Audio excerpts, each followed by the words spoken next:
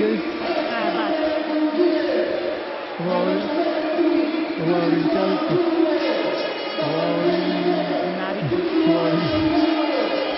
Lauren Navico. Litva и Ерес Гурион.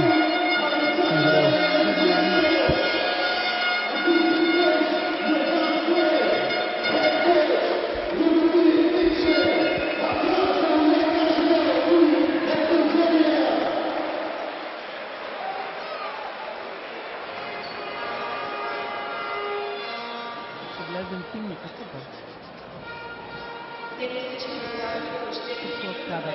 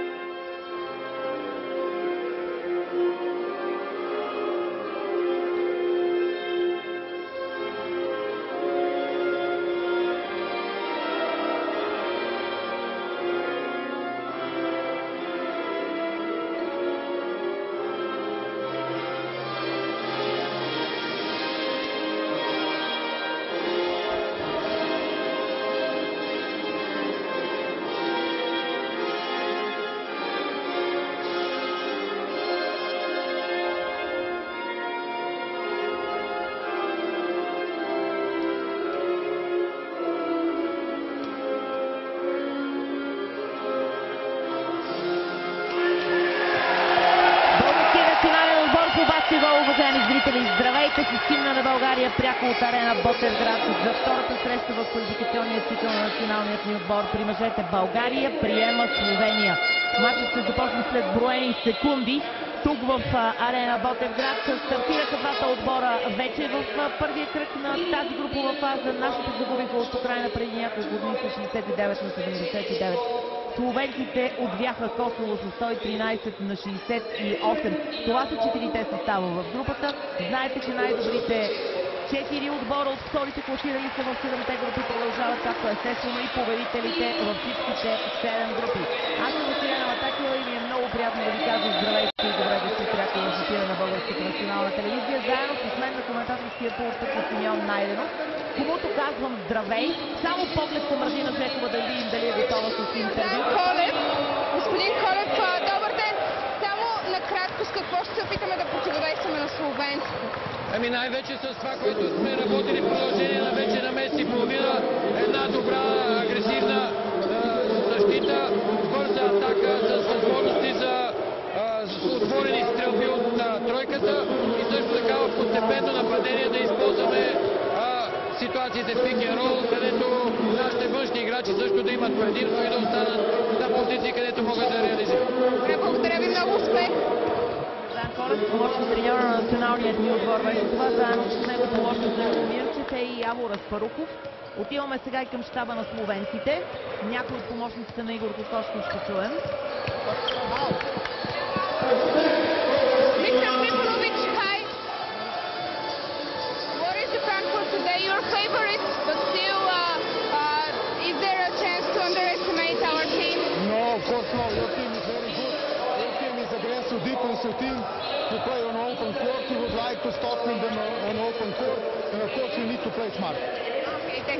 Това беше помощник треньор на словенците Трифонович, който каза, че трябва да играят умно в крайна сметка, защото матчът не е ясен и всичко може да се случи. Добре се познават двата отбора, играли са няколко пъти през годините. В последните 5 не са се срещали, за това след малко. Сега все пак думата към Симеон Найденов, който да ви каже добър вечер. Добър вечер и от мен.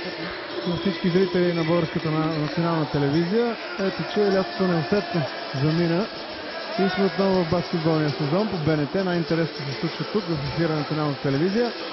Квалификацията на националния отбор започна вече. Това е втория матч в групите.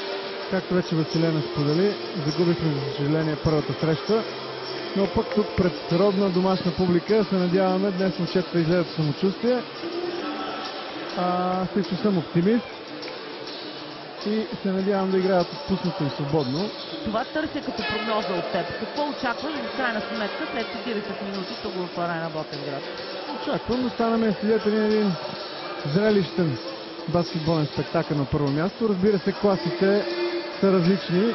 Само като споменем, че номер 3, капитана на гостите от Словения Горан Драгич, е титулярният плеймейкър на сбора на Майами Хийт от NBA, Националната баскетболна асоциация. Това е достатъчно за тяхната класа. Баскетболна нация от бившата школа на Югославия. Но пък може би точно това, което въпреки че каза Трифонович, помощник треньора на Игор Кокошков, че няма да подценят нашите играчи. Може би това пък и да е плюс за нас, ако все пак решат да ни подценят. Защото... Да, силно се надяваме естествено да ни подценят. Росен Барчовски на екраните. В момента естествено изключително много баскетболни хора има в Арена Ботевград на старта на домакинските мачове на българите. Това и още две домакински ще изиграят възпитаниците на Любо Минчев, съответно срещу Украйна и Косово през следващите седмици, мачове, които също ще ви покажем пряко. Президента на Българската федерация Георги Глушков, човека, който и през следващите 5 години ще бъде начало на Народната федерация, след като вчера общото събрание му гласува този мандат.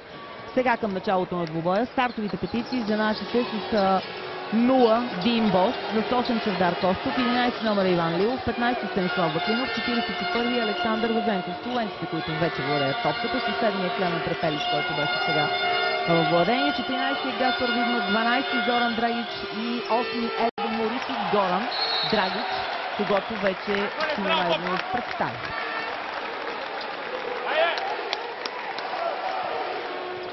Ето, че публиката се активизира, подкрепя нашите лъвчета с българи юнаци. Ди Бос взима участие в този матч, защото Станимир Маринов, другия наш плеймейкер, е получил болки в петата. Ето, че петата започва Иван Лилов с 2 точки и повеждаме. За да довърши темата, която даже започва, Джейсън Лошбърн, централния чудесна защита от Иван Лилов. Браво на Иван, мисля, че не случи сега. Харесва ми страстта, с която той започва в двубоя. Иван Лилов е един от ценните състезатели, естествено, на българския национален отбор и много зависи отборната игра от това дали на него ще му тръгне личната стрелба.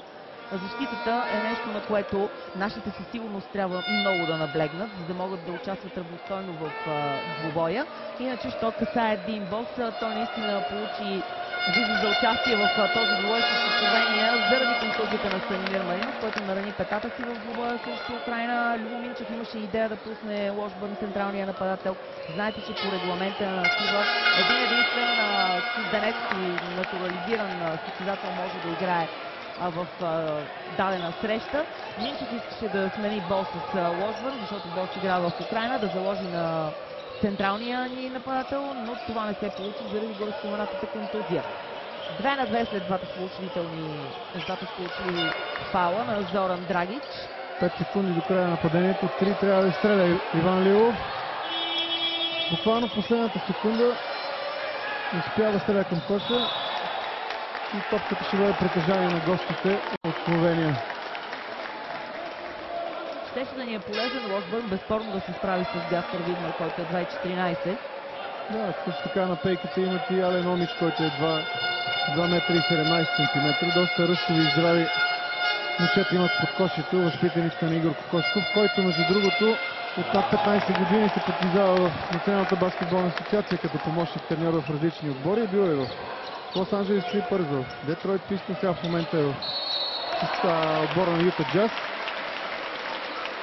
Добра беше идеята на Дин Бос, тази асистентът на Станислав Бакливов, загуби топката в тим, ще стреля два пъти от фаула, а преди това видяхте страхотно завършване на Гаспар Видман, който отбеляза първия си кош от игра, като мина през трима защитника в бяло. Точно ще да похваля нашите колко много си помагат в зоната за трите точки, как затварят атакуващия човек. Но Видман мина абсолютно през тях и отбеляза 2 точки.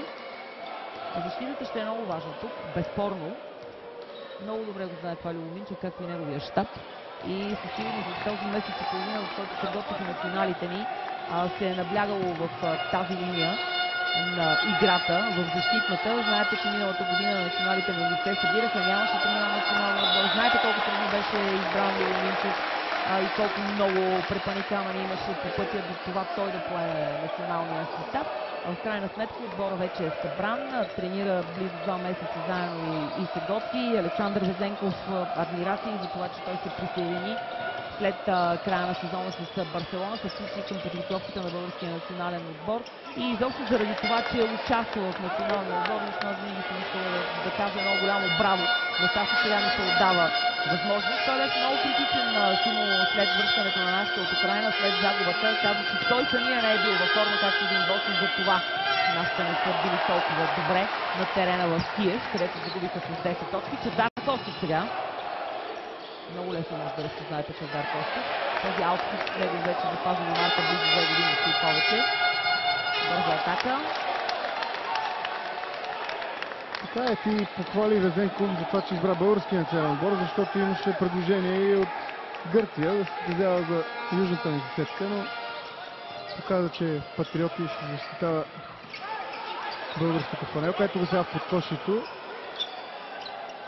Стрелба с обръщане, за съжаление пропусна.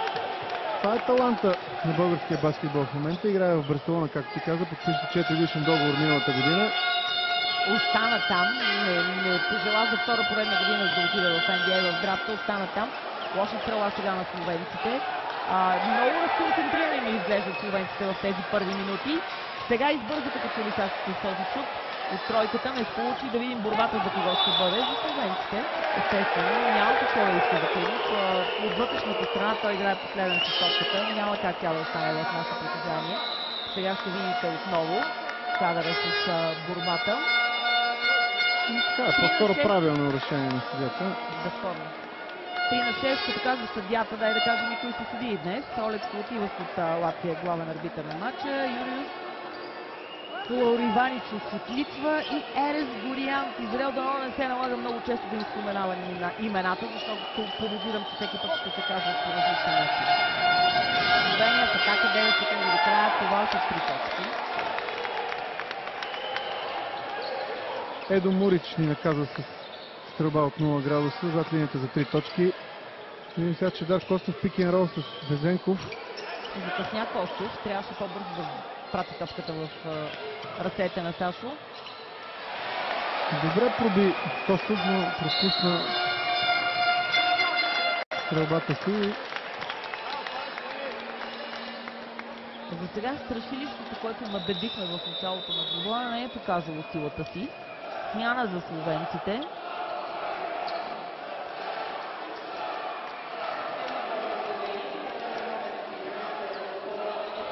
Михал Аплоник с номер 13 влиза. Също така Матич Ребет. Само 180 см е висок, втория плеймейкър на словенците. Ето го сега с топката, пазен от Дибос.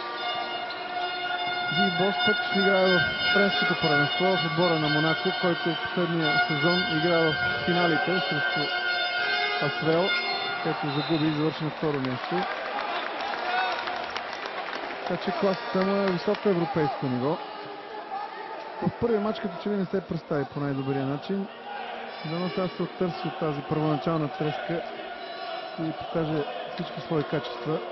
Защото в годините, както ти сама знаеш, най-проблемните позиции в българския национален отбор са били именно плеймейкери и центъра. И имаме страшно много добри играчи на позицията крило. Но, за съжаление, Стара болка е това, не само трудно мъжки произвеждат женски плеймейкери национален отбор, и- да. Димбо само с 4 точки в Киев и 4 асистенти игра цял матч почти. Американеца, който от тази година е с български паспорт, преди тези квалификации. Край на времето за атака. Успяха да задържат нашата с защита и да попречат на словенците да атакуват коша. 3-9. Близо половината от първата четвърт е вече в историята. Иван Лилов е единственият, който е вкарал кош от игра за нашите. Станислав Баклинов му асистира с един наказателен удар. От другата страна Едо Мориш с 5 точки. Един кош за Гаспар Видмар с номер 14 и два наказателни сполучливи удара за Зоран Драгич за 9-3. Ниска резултатност. Ние не вкарваме много, но по-хубавото е, че и Словения не вкарва много, след като са вкарали 113 точки срещу Косово. Сега за почти 5 минути имат само 9. Означава, че защитата ни работи. Най-малкото.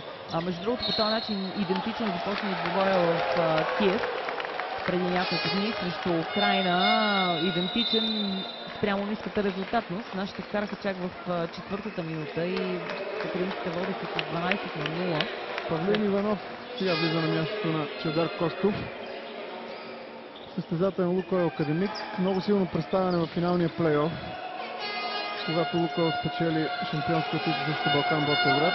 Дано сега внесе малко свеж импулс в играта на нашите национали, но за съжаление Едо Мурич с втора тройка прави резултата 13-2.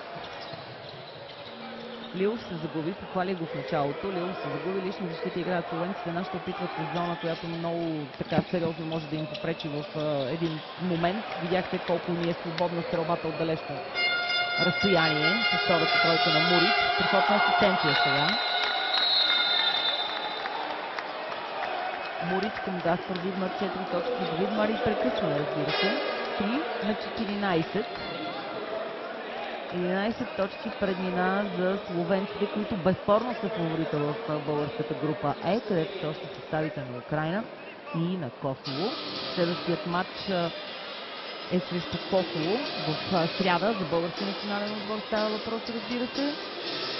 И в края на другата седмица домакинство на Украйна. С това нашите домакинства приключват. 3 поредни. Остава ни гостуване на Словения и още едно на Косово. Вчера при достигането, между другото, на словенците, 14 на брой заедно с тренерският им щаб, Игор Кокошков каза, че битката ще е за първото място от 3 отбора в групата. Той ни сложи нас заедно с Украйна и с тях, разбира се, като така най-сериозните опоненти, или по-скоро като равностойни опоненти за първото място. Ще видим какво ще се случи. Факт е, че играхме с словенците за последен път на Европейското първенство в Литва, последното наше българско участие в Литва през 2011. Тогава бяхме в група и с Словения, и с Украйна. Загубихме от Словения, загубихме от Украйна, загубихме от Белгия и се прибрахме при последователни загуби. Словенците пък в последните 10 години неизмерно в кръгозор и в обхвата на участието на европейски първенства. Виждате сега, след това прекъсване ще има и преса на цяло игрище. За тези последни 10 години, откакто са на картата като самостоятелна държава, словенците имат едно четвърто и едно пето място, като най-добри класирания на европейските шампионати, а ние имаме 2 посещения на европейски форуми. Много трудно стигнахме до коша. И там Гаспар Видмар блокира стрелбата на Павлин Иванов. Определено ще е трудно нашите състезатели да пробиват под кошето и Гаспар Видмар и другия централен омич, който е 2,16. В най-големите европейски първенства играят състезателите на словенския национален отбор. В Турция, в Испания, в NBA също така. И рано Драгич седнал на пейката.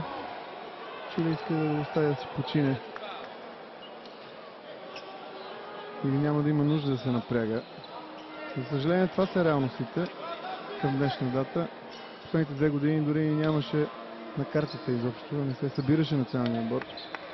Така че да видим сега с това подмладяване, поне някакво ново начало, ако може да създаде. 24 отбора са много, които получават право да участват на финалите на европейски финали.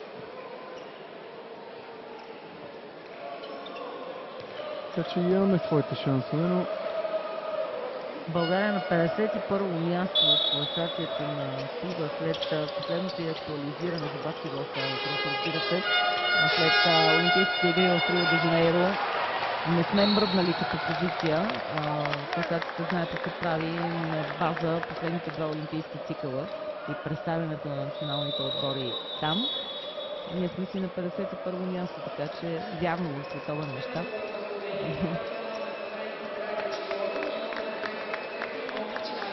завръща се братята Драгич на терена. Трети номер и 12 Горан и Зоран Драгич.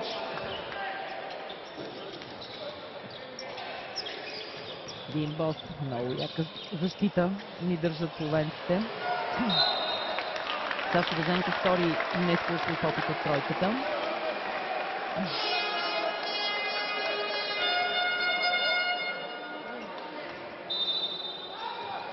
Лилов започна добре, но се загуби.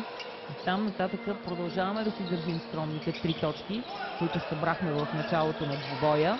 Лилов сега е сам на тройката, скрива и тази стрелба. Самочувствието се пада естествено с хода на времето и след всичките точки в повече, които натрупват гостите. Но пък ние сме известни с една друга българска черта. Васил Стоянов, крайно отдясно на вашите екрани. Един от много добрите български баскетболисти в не толкова далечното минало. За българската черта играем винаги добре силно с силните. Те нещо не ни достига наистина в крайна сметка, но обикновено правим хубави мачове. Ще ми се струва, че нашите ще се събудят, така както направиха през цялото по време срещу украинците и накараха, провокираха Минчев да издигне след края на мача, че ако бяха играли така от началото на двубоя, резултатът щеше да е различен. Дано нещо такова се случи тук.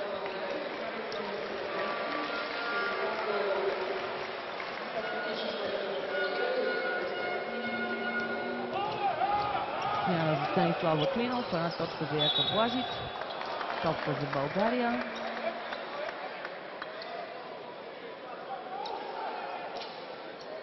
И Ален Омич е вече на терена, най-високият състезател, 2 метра и 16 см. Играе в отбора на Ефес в Турция. Велислав Гълъбов с номер 17. И най-накрая се отключи Иван Лилов. Първа тройка за българския отбор. Не има ли ще да е нужда самочувствие сега на момчетата, застаряват и в защита. Много комбинативно играят. Фалс-атак. Но по-скоро фал на Иван Лилов. Искам да се да е фалс-атак. Ня Лилов.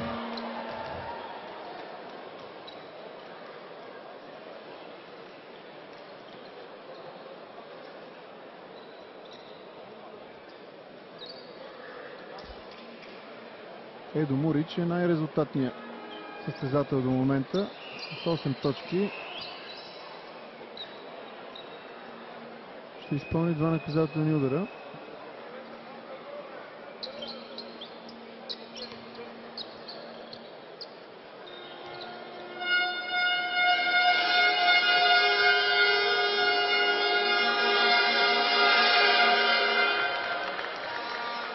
Федерацията избира именно Ботевград да бъде домакин на тези квалификации, защото е един от най-баскетболните градове в България. Въпреки че сме вече септември месец, половината от местата са заети, може би, около 1200-1500 човека. Това са сериозно присъствие на баскетболен двубой. Имаше призив, естествено, да се подкрепят националите, да се купат така групови билети. Безплатно влизат всички баскетболни подрастващи гарнитури. Макар че наистина в началото на септември все още явно не е толкова народа отпочинал от лятото и заживнял за емоции в баскетболната зала. 6-17. Добре за този пас на Лилов. Добре, че няма контузия на Павлин Иванов. С громоляха и се срещна целно там с конструкцията под коша. Без кой знае колко сериозни усилия, с 2 паса, тройка. Яка Блазич, номер 9. словенците. Продължава да пропуска Дибов.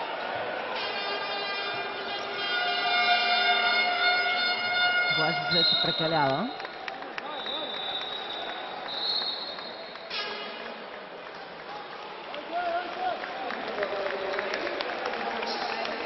Може би е време Любо Минчев да потърси малко смяна на позиция плеймейкър. Дибов не може да намери себе си все още. Ето го. Пропуснати Слушате ли 4 момиче? Той е стрелби. близо е до нас и виж веднага се случва това, което ти каза. Да не те изгубим като коментатор. Да станеш съветник на националния треньор. Смяната е факт. Един гост излиза, Асен Великов на терена. До края на минута и 50. Резултатът продължава да бъде 6 на 20. Павлин Иванов, Иван Лилов. Заслон трябва да направи там. Сашо Янев на ниския пост с гръб към коша. Се опитва да влезе по-близо. Браво, чудесна стрелба с лявата ръка. И разликата е намалена на само 12 точки. Минути и 27 секунди преди края на първата четвърт. Да видим отговора на словенците. Хвърля се там Сашо Янев да играе Саша защита. Загорът с номер 17, който е пазен от Сашо Янев, е състезател, който подписа договор с Лукойл Академик, шампиона на България. Ще бъде състезател на студентите от близкия правец за следващия сезон. Ще идва по-често в Арена Ботевград да играе. От останалите са отборници. Иван Лилов е сменен.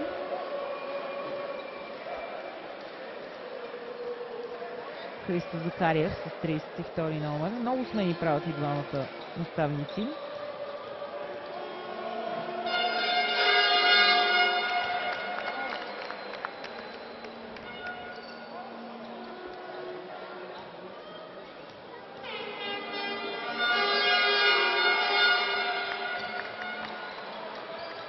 На 8. Клемен препели, че той с 2 точки вече. 10 човека са играли за тима на Игор Кокошков, 9 за този на Любо Минчев, само за първите 9 минути в Арена Ботевград. Виждате колко високо изнесоха защитата словенците и колко все по-трудно правят пробивите на нашите до коша възможни. В тази посока ни се струва, че трябва малко повече да раздаваме топката и да играем на пресечки, защото това с индивидуалните пробиви е доста трудничко да се случи. Особено от толкова далеч. От 8-9 метра да стигнеш до коша. Добро решение на Асен. След този финт, макар че не беше много готов за тази стрелба.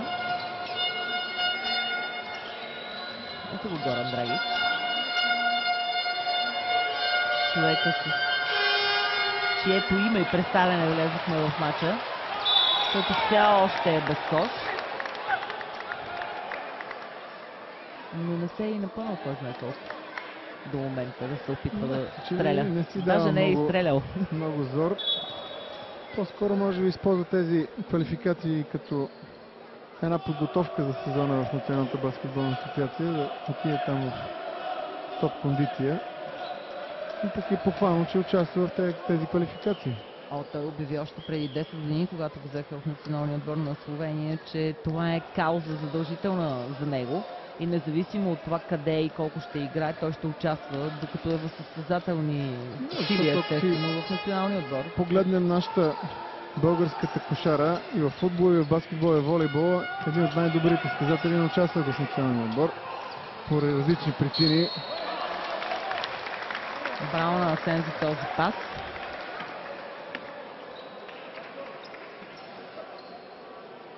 Велислав Гълъбов ще стреля 2 наказателни удара.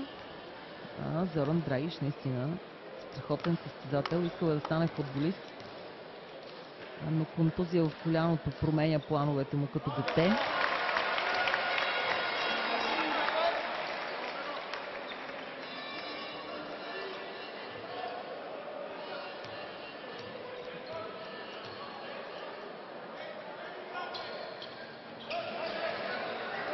Оставаме с 9 точки в първата четвъртина.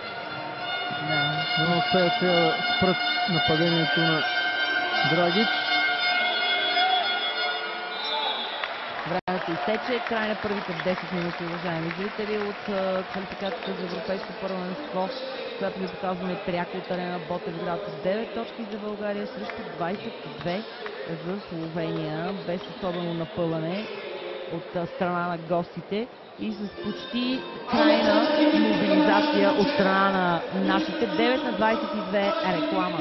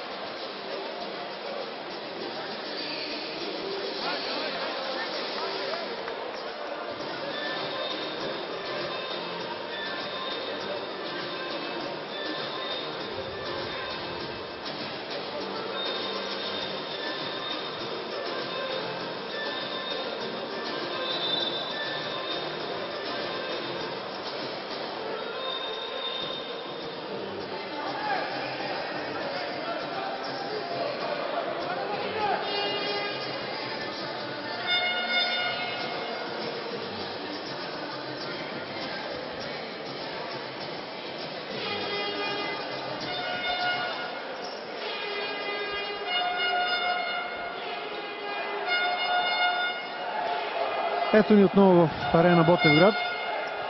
22 на 9 след първите 10 минути. Гинев, що викаш, че сме отворени? Ами то се казва в ефир си, какво ме интересува дали сме отворени? Ще позволи на Кевра. Бързи установяване.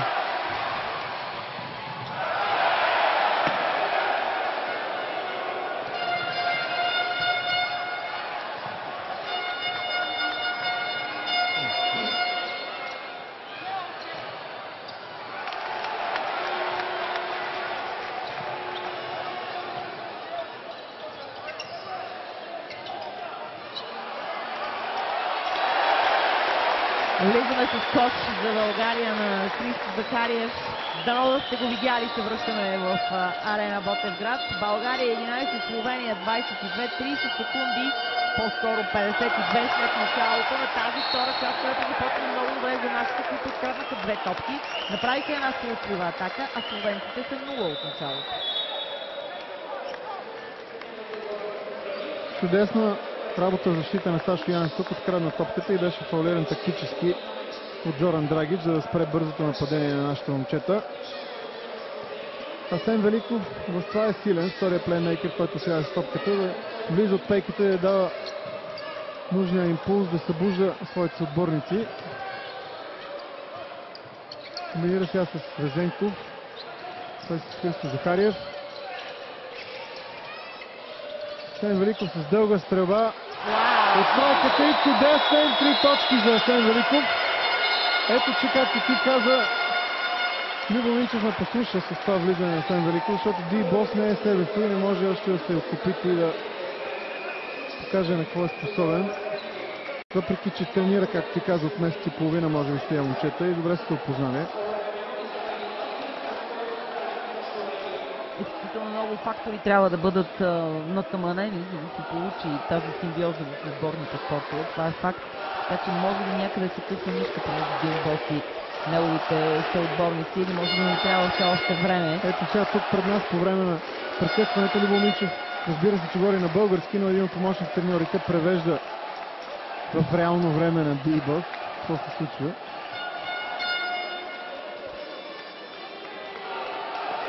Иначе всичките играчи говорят английски от нашите, така че няма проблем с комуникацията.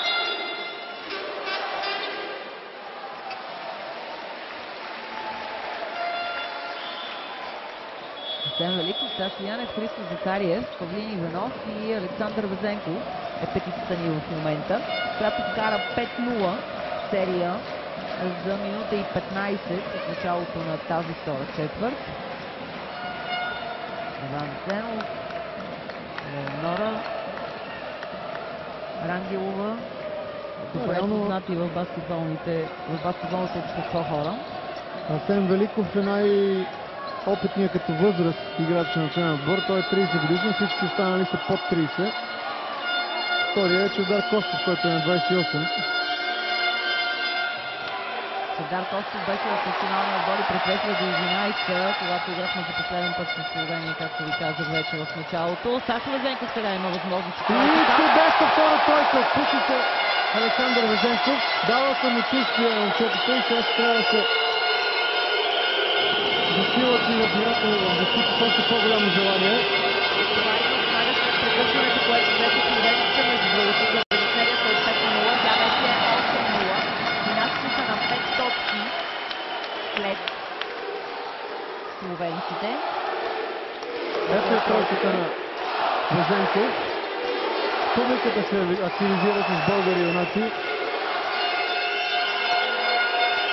Мурич срещу Везенков. Трудно се му на Мурич там. Браво с защитата на Сашо Везенков. Времето изтече. Няма съдийство, че лошото е, че Сашо Везенков не можа да вземе борбата. Похвали го в защита и спусна след това при стрелбата Ело Мурич, който им вкара още две за общо 12. Той е вкарал 12 точки от 24 за словенците до момента. Янев абсолютно само тройката. Хубава стрелба има отдалече, но пропусна, за съжаление. И тактическо нарушение на Асен Великов. Спира устрема на зелените от най-западната република на бивша Югославия.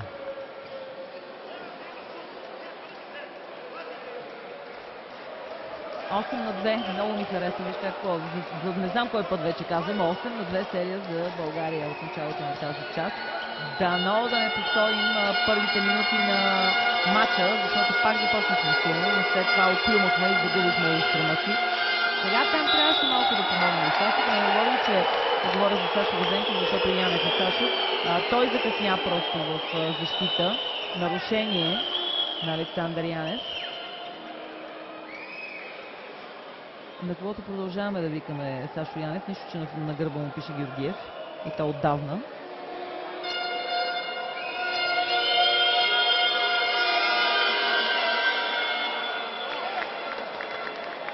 Ека Блажич. Да, правим впечатление, че и в официалните ложи има 5 представители на словенската делегация. Виждаме когато, който дълго време играеше в националната баскетболна асоциация, Рашо Нестерович. Но се върнем на матча. Чудесна асистенция на Везенков към своя съименник Янев, който е с фамилия Георгиев на потника. И това няма голямо значение. 19, браво на Сашо Везенков. 3 на 1. Второ прекъсване за Игор Коковков. Не е доволен как започва втората четвъртина.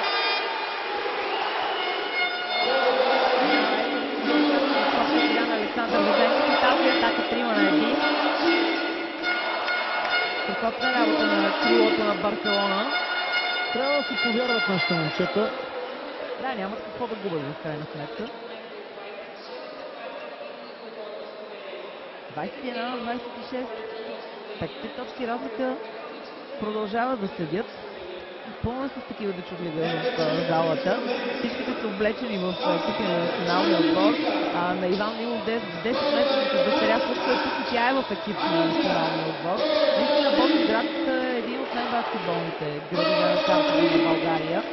И аплодисменти за това, за решението на федерацията, че реши домакинските мачове на националния отбор да са тук.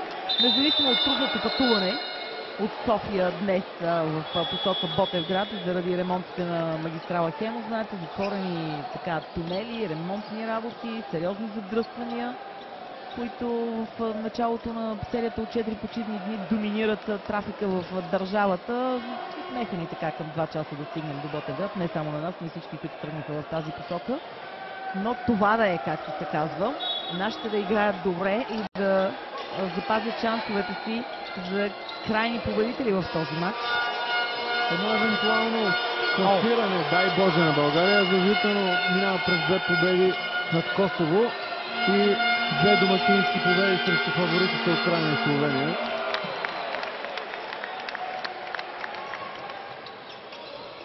Шефът за Видмар. Всякакви въртележки са възможни, естествено.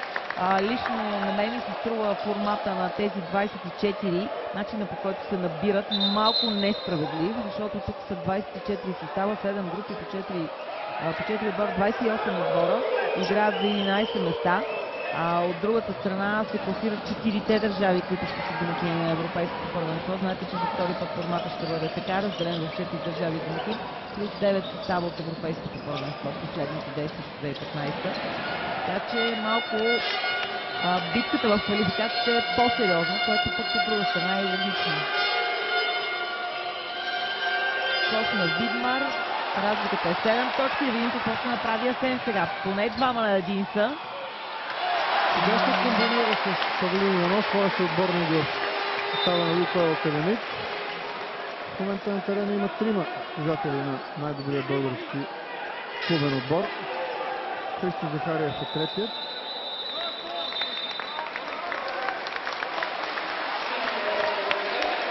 Щеше да има 4, ако Сашо Загорец беше и той на терена. Той има пейката за Словения в момента. Няма да идва от се върна. Да, заслужени аплодисменти за Асен Великов. Извинявай, че се прекъснах. Яка Блажич към Горан Драгич. Видимо сега съдиите на какво мнение са. Топката остава притежание на зелените от Словения. 15 секунди до края на тази атака, 23 на 28, 5:40, виждате до почивката. Харесват ми как играят в защита на още. Да, определено са по-агресивни в началото на втората четвъртина. Само борбата в подкошки трябва да са по-осторожни, защото доста имат предимство с ръсти. Борбата под кошка може да дойде само единствено с гърба на състезателите, защото разликата в височините не е в наша полза. Нови лесни 2 точки за словенците. Видим сега какво постепенно нападение. Христо Захариев излиза, ще играе пик н рол с Тошко Янев. Както не бъде фаулиран, съдията не бъде на мнение. Христо Захариев. Любо Минчев също не е на това мнение. Зрелищна забивка за Гаспар Видмар. Ето го сега и прекъсването за нашите.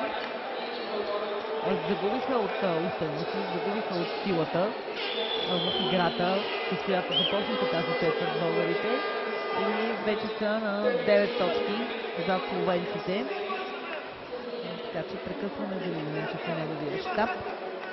23 на 32. Наистина, нещо, което е градено с толкова много труд.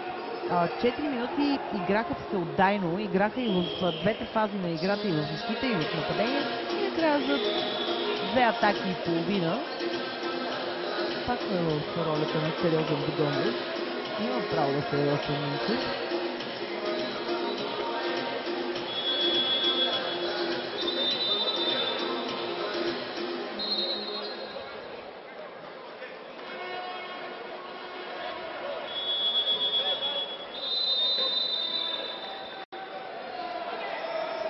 Изтече времето от 60 секунди, определено от правилника за прекъсване. За това са подканянията на съдиите да се появят 10-тимата на терена. Обратно.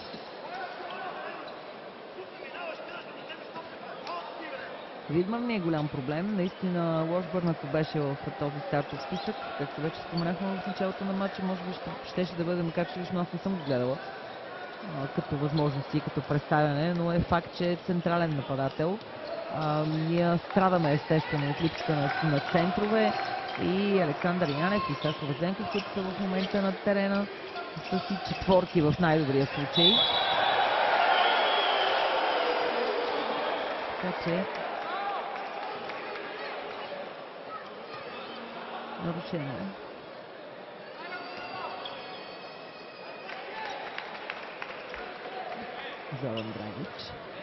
Зоран Драгич също игра при Горан в някакво време в Феникс, когато бяха двамата в Феникс в Националната баскетболна асоциация. След това него го освободиха. Обратно премина в Майами. Браун, Сашо Вазенков. И то е разликата в интерес на истината за българския национален отбор. Каквото и да говорим. Александър Вазенков е разликата за нашите. 2 тройки, 7 точки общо има до момента. Недоволен е Любомирчев от това отсъждане на съдията. Бяха направили така наречения капан играчите на българския национален отбор. Двама играчи срещу един нападател. На съдията видя нарушение. Само 6 точки е разликата. При положение, че беше стигнала над 12 в един момент. Ето го повторението. Има фаул. Има фаул на Павлин.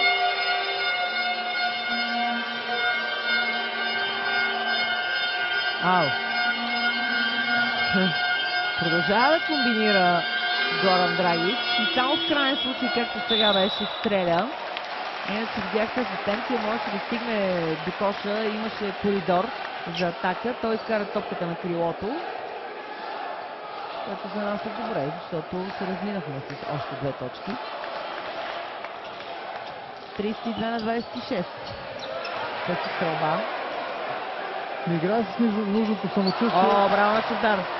Доста добре, че тук Чавдар открадна топката. Това не беше най-доброто. Но хубаво се пребори Сашко Янев в нападение и добави.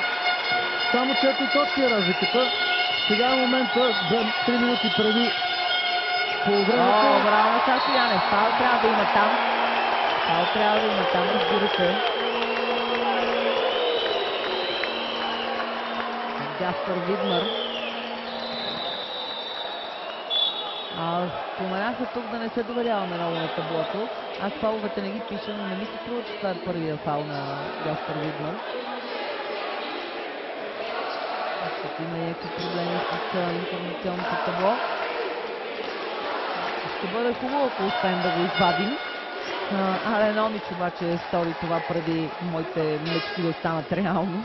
Смяна, Видмар е на пейката, върна се Омич с номер 23 за словенците. Бос на Павлин, Иванов.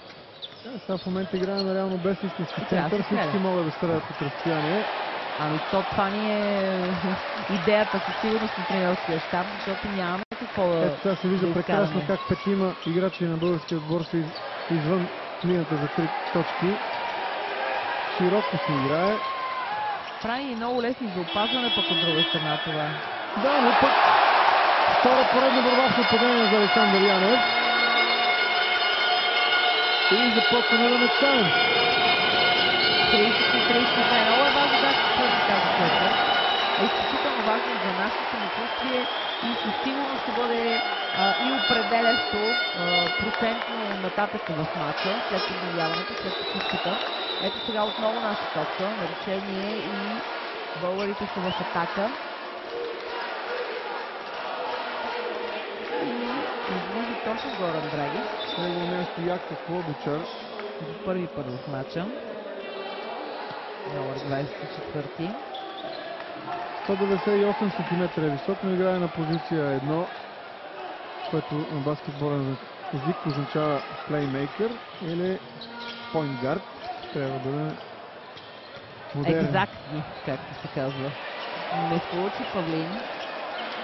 Борба за Ален Омич и за словенците. Харесаха ми последните им атаки, няколко поред несполучливи. Дано и сега да бъде така. Чавдар Костов излезе много високо. Тази смяна не трябва да става. Добре, че не реагираха словенците, защото Омич беше абсолютно сам.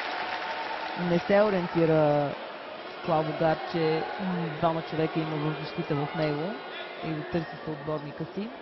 Още 10 секунди. Топка в ръцете на словенците. Тази ниска резултатност, за която говорих в началото, продължава да е факт. Положение, че срещу Косово са стали 113 точки за 40 минути, тук има само 32, 34 вече. Това беше малко грубо. Последната атака на Зоран Драгич, който вкара първия си кош от игра. Видяхте, прекара топката с гърба си, съвсем демонстративно. Много се е насъсал Драгич да играе с нашите. Попречите си там взаимно. Словенците ще го отнесе Димбов.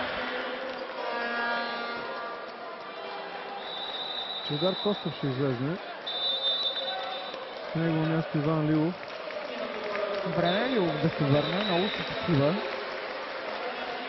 Също време и да се разиграе.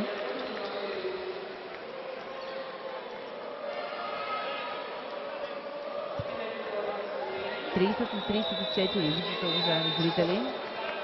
Асен Великов също на терена, на място на Димбов. Като че ли играта на нашите с Асен плеймейкър по-се получава. Определено е така.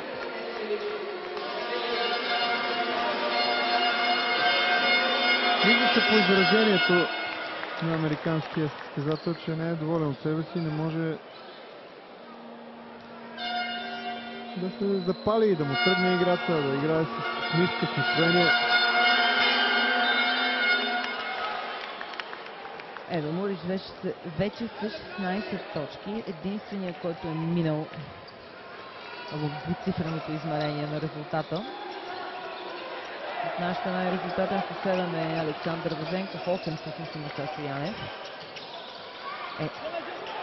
Защо Иван е надясно през двама човека, искаш да подадеш тази топка? В тия случаи едно време казваха треньорите, мисля, че и сега ще е така. Сега на Павел Иванов. Трябва да се търси това повече пробите към Косово, защото много агресивно по линията на тройката ни пазят словенците.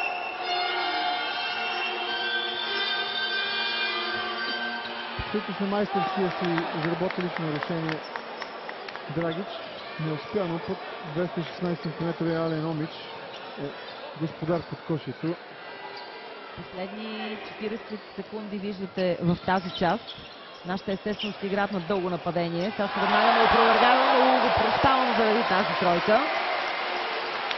Супер, браво на Сашо Янев. Има и 4-5 секунди за още едно наше нападение.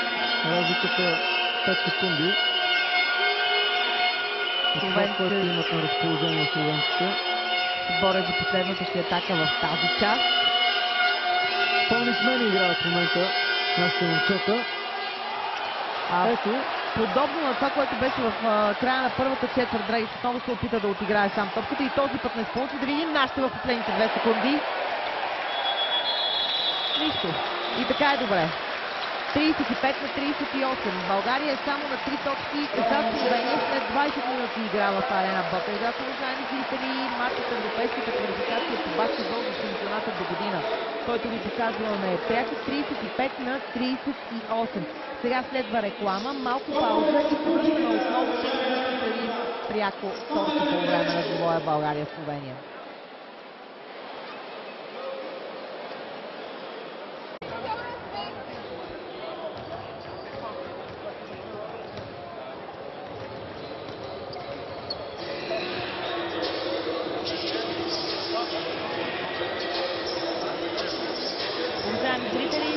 Добре дошли отново в Арена Ботевград. Голямата почивка, както и казват в баскетбола. След 20 минути игра България изостава с 3 точки от Словения, 35 на 38.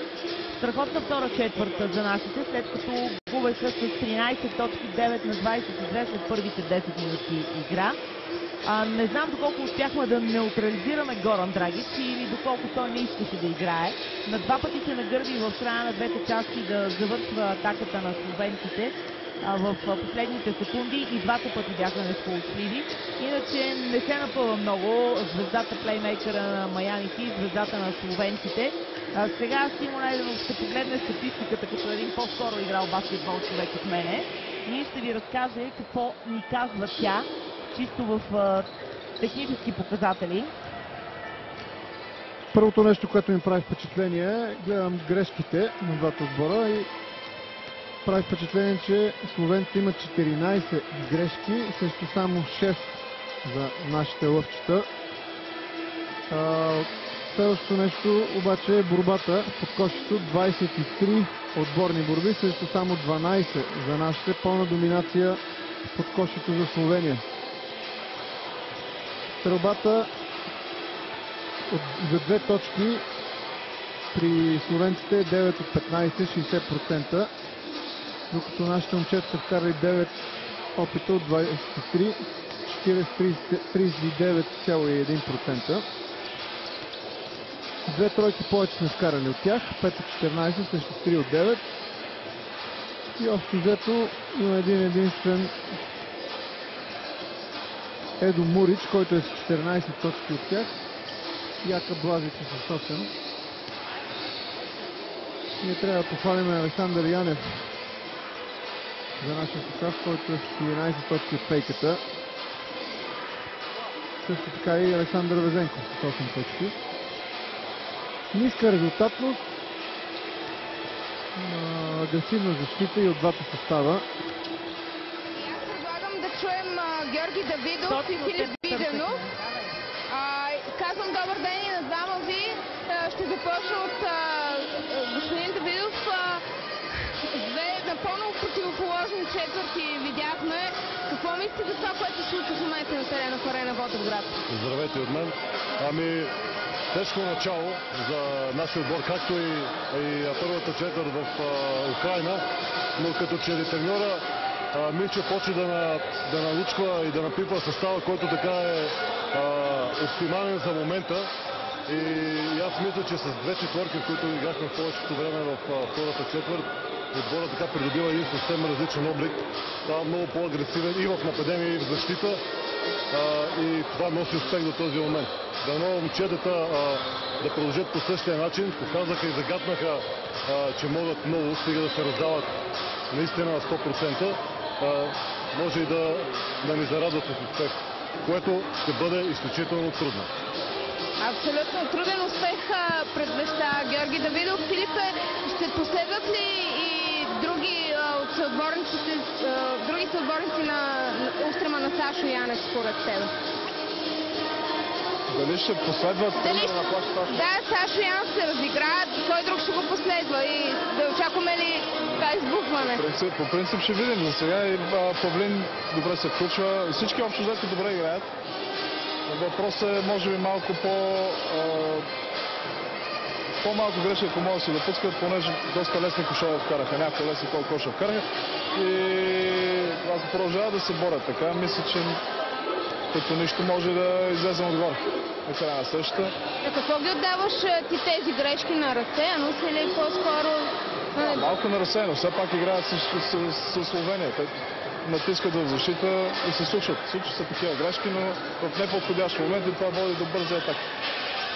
Ако може тези неща да се контролират малко повече, ще е добре. И малко по-смело. Няколко пъти така не взеха правилните шутове, мисля, че могат по-смело малко. Добре, благодаря ви много и на двамата. Аз отправям към Росен Барчовски. Самочувствие е нещо, което ни липсва. Това беше така мнението и на Филип Виденов. Много баскетболни хора, както вече ви казах, естествено в Арена Ботевград. Това е традиция в българския баскетбол. Хората, които обичат и които са свързани по някакъв начин с играта, следват националния отбор навсякъде в неговите проявления. А тук наистина много добра, много силна втора четвърт за нашите. 35-38. –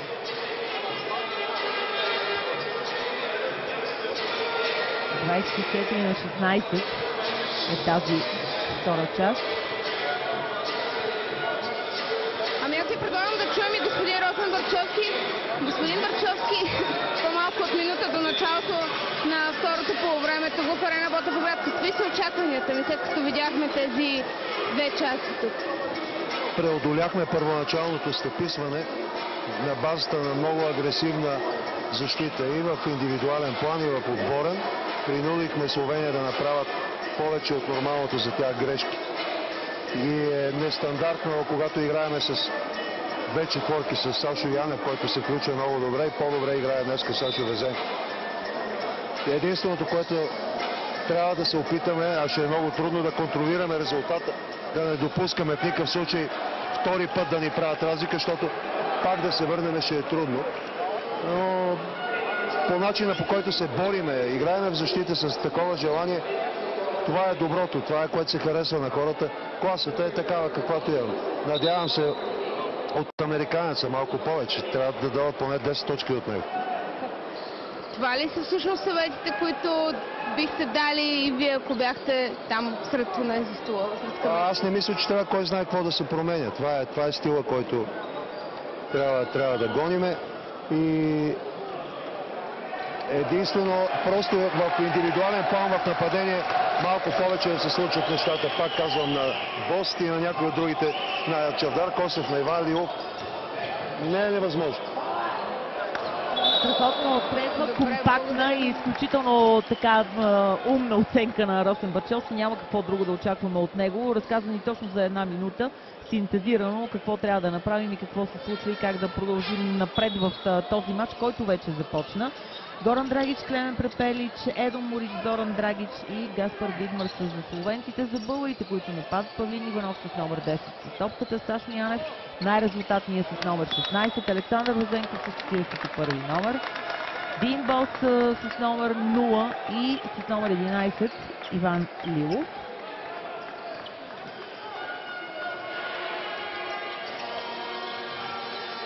Прав е Росен Бачовски, че трябва да се изисква повече от Дибос. Няма сега да се отбелязва нито една точка в своя актив. Ето път, че най-резултатният на терена е до Мурич. Вкарва 16-та си точка. Янев към Павлин Иванов. Комбинират отново двамата. Много бързо се отървава Сашо Янев от топката. На два пъти. Павлин тръгва на пробив и беше покрит чисто. Трябва час по-скоро американеца Бос да вкара първия си кош, за да се отпуши и да изиграе с по-голямо самочувствие.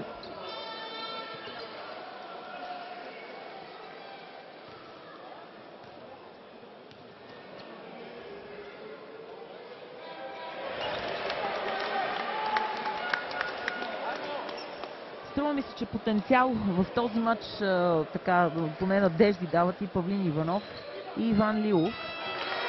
Дин Бос няма кой знае колко резерви, които да е декларирал от началото на двубоя. Но и Павлин и Иван могат да се разиграят. Естествено, импонирани от двамата Сашовски в състава.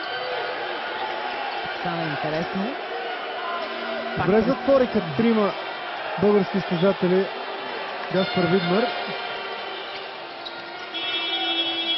За съжаление, борбата в нападение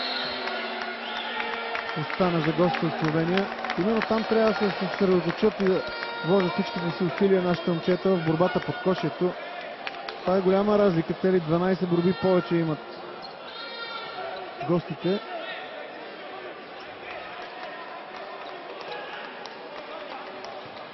14 секунди за атаката на словенците.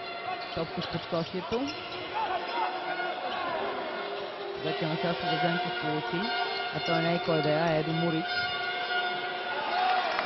Ето го. Страхотен пробив. Ето го Горан Драгич. Най-сетне с първия си кош от игра. Казва защо играе в най-силното първенство на планетата. Везенков. Павлин е там на единицата, той организира нападението на нашите. Дин Бос на крилото, сега ще стреля от тройката.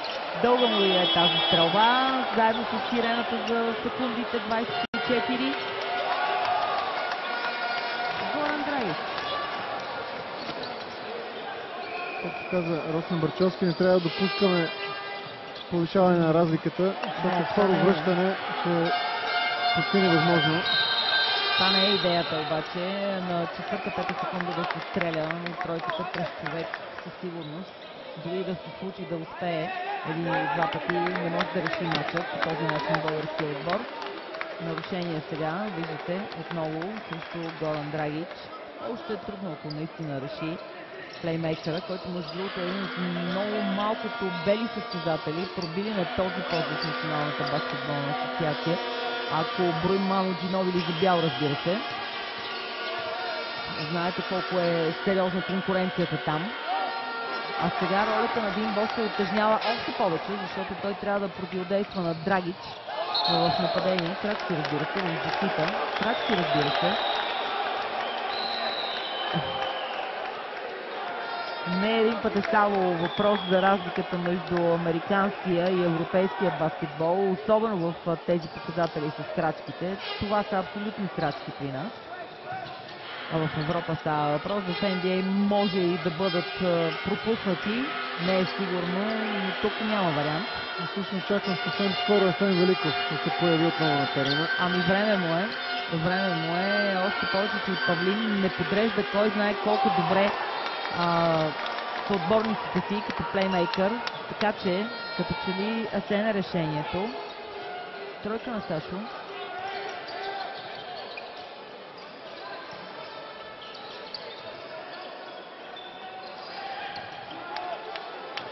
8 секунди до края на нападението. Иван Лилов пробива и пропуска. Павлин Иванов добре се пребори там и беше фаулиран. Топката ще стане притежание на българският национален отбор. Разликата порасна обаче. 11 точки вече.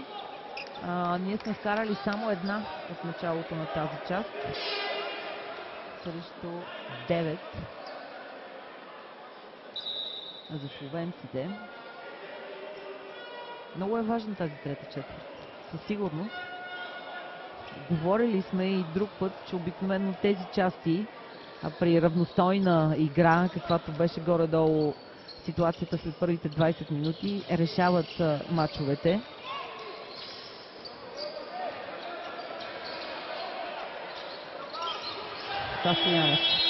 Стасо Янев, пак казвам, не поема отговорност. Трети път се опитва да се отърве от топката. Какво стана с него след почивката? С всичките точки, които отбеляза и с всичката игра, която ни показва, особено във втората четвърт, 11 точки за Сашо до момента. Сега като че ли бяга от отговорност. Другият Драгич, Зоран, показва, че и той е добър в стрелбата от тройката и разликата стана 14. Прекъсване за Доломинчев, кои става на българския национален отбор. 50-36. Много слаби входни минути за нашите национали в третата четвърт. Закъсня дори с прекъсването на Доломинчев и ако изобщо можем да си позволим да даваме някакъв къл, наистина Асен Великов трябва да се връща на терена. Любо е безкрайно ядосан. Щаба на нашите е близо до коментаторския пулт на Българската национална телевизия в Арена Ботевград. Виждате, Любо Минчев е изключително ядосан. И наистина много е важно след почивката между двете полувремена как ще се влезе обратно в матча. Нашите го правят по най-лошия начин до момента. Могат да загубят много. И аз не знам на какво се дължи това отпускане веднага след почивката. Дали си повярваха и прекалено много се зарадваха, че разликата е само 3 точки. Със сигурно се къса нишката някъде между треньора и играчите. Естествено, коментирам въз основа на реакциите на Любо Минчев. Номер 12 Алекс Симеонов прави своя дебют. Тук пред родна публика. Ето го, получи топката в подкошето. И успя да се изпроси лично нарушение. Един от младите състезатели в българския национален отбор. Доста талантлив, играе на позиция 3 и 4. Със самочувствие играе.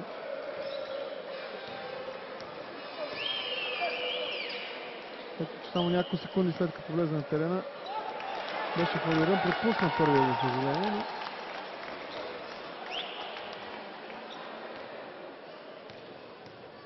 И публиката се умълча. 2-0 за Алекс Симеонов. Сашо се бори Везенков, там мъжки спорна топка отсъждат арбитрите. Аз ще просто по-бързо да я прибере към тялото с тази топка. Можеше да получи фаул.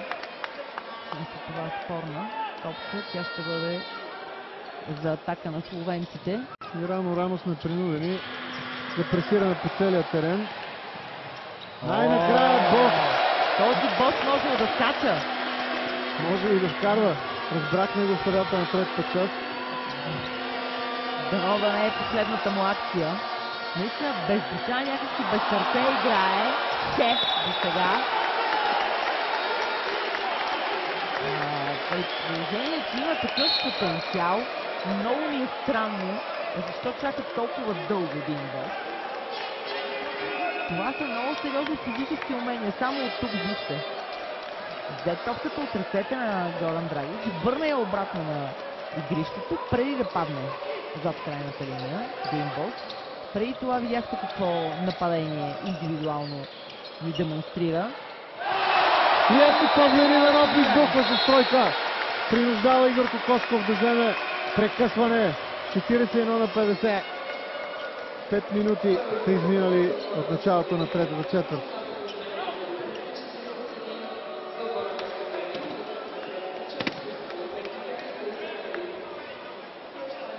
Ето я и талисманката мис национален отбор Симона Димитрова.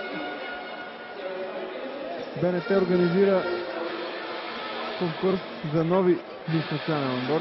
БНТ е медиен партньор на конкурса за новите талисмани и договора на тези 2 години изтичат.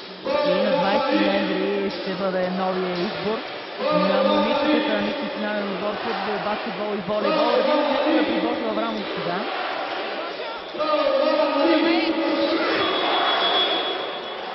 Успяхме да намалим като че ли в изоставането, което натрупахме в началото на третата четвърт. На какво се дължи този спад в ритъма според теб? Върнахме, защото играхме добре в защита и оттам направихме няколко контратаки. И мисля, че по този начин можем да ги бием отбора на Словения с добра защита и с контратаки. Понеже големите им хора са прекалено големи да се борим с тях, това е единствения начин. Тебе тървят ли те краката вече да влезеш и ти да поиграеш? Доста, да ти кажа честно, ама няма как. Търпение. Малко и се надявам до година да мога да имам този шанс да съм с тях. Ние се надяваме да се видим на европейски. Вау, от твоята оставка може да си, както казва хората. Трябваше да има нарушения тук.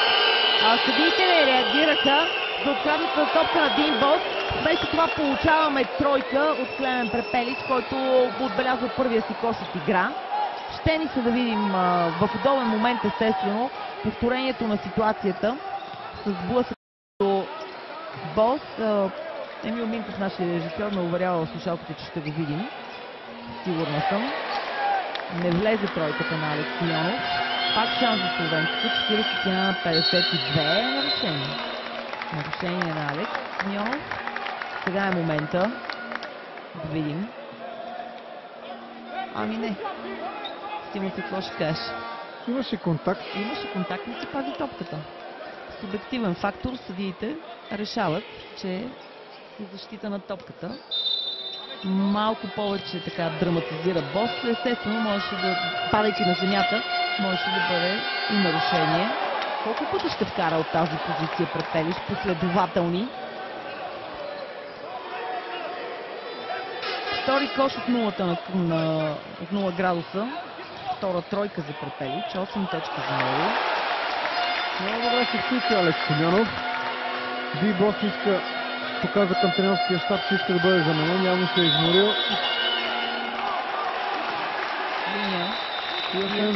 Васен Великов се завръща. Като един истински черноработник. Много му е малко тягата на Дин Бос. Точно го дигнахме, решихме, че ще да играе най-сетне. И той каза, че е уморен.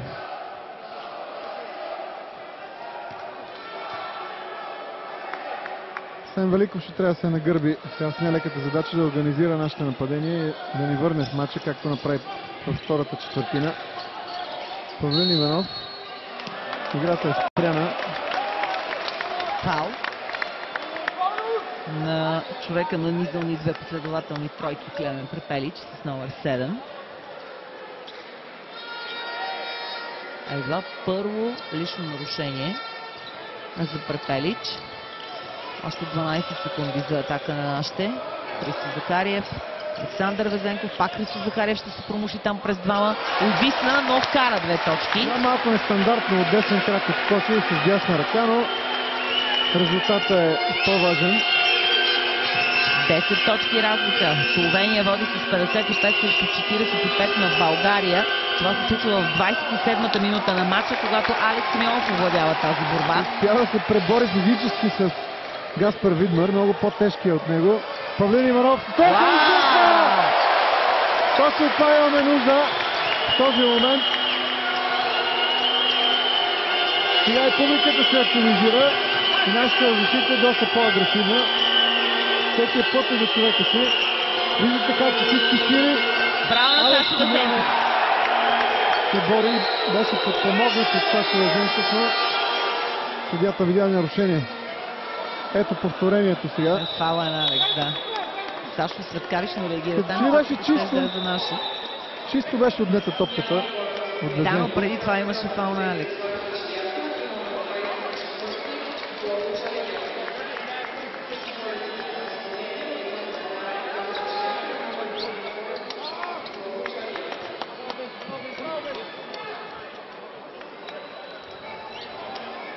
Два наказателни удара.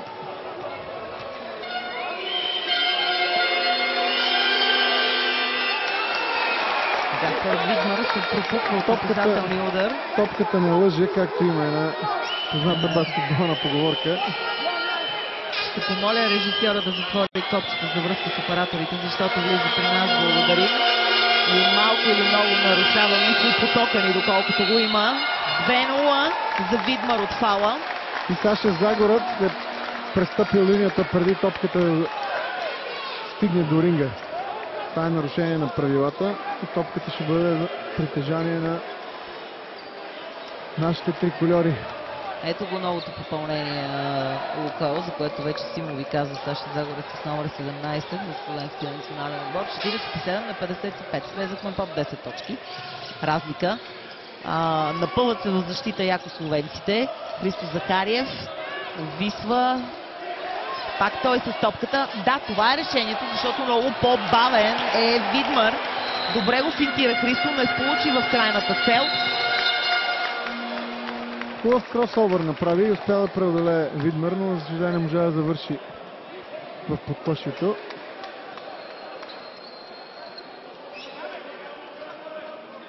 Нарушение на Павлин Иванов, също Яко Клавучер. Разликата продължава да бъде 8 точки. Спявка там, на крайната линия с Клемен Препелич и словенския щаб. Уточняване някакво и линия съдя. Словенци нещо много дружелюбно започнаха да го дават. И едни приказки, едни прегръдки. Малко са забранени тези неща, струва ми се. Освен ако не изискват някакво належащо обяснение в момента, но съдиите могат да правят това по своя преценка. Клавучар с първи кош. С фаула с първа точка изобщо в двоя. Време има много, уважаеми зрители. Въпросът е доколко сили ще имат българите. Браво на Алекс. Вижте колко така овладяно и с самочувствие удари чадъра на топката. Нарушение. Това бъркане е опасно. Много опасно това бъркане. Ето красният чадър на Алекс Симеонов. Много точно премери крачките си, за влезе в ритъма на Яка Блазич. И на сантиметри успя да блокира топката, защото ще да мине най-високата си фаза на летане и ще да има кош. Много добре му се получи това, но за сметка на хубавото изпълнение. Веднага след това Алекс направи нарушение и сега излиза, тук по аплодисментите на публиката. Сашо Везенков се връща на терена. 3 лични нарушения направи за някаква минути, но пък се бори с всички сили и заслужава аплодисментите.